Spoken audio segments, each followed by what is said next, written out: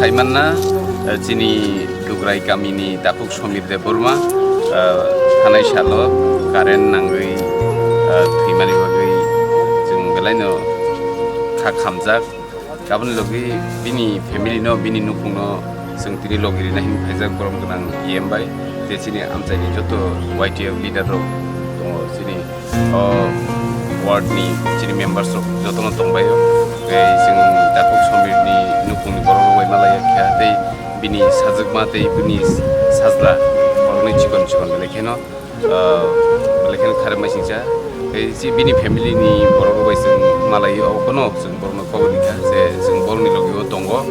Tei Boroni Je Busha Boroni Tongmani Boroni Borerani Abo Sung Boroni Future Boroni Tinangni Bagai Sung Wan Sukka Gabon Bagai Financial Boroni Admission Tike Boroni Porinani Abo Sung Debbarma Nainai Boni family no sung hega boni nukungno jini khak khamani sung janobo tei borno jung or kisisa sigangni shala bini thimani conference ni bagai sung kisisa Chubachu Khwlaikha jini borno jeta Swngpherang nani jemani bokak Swngpherang beda kota samaro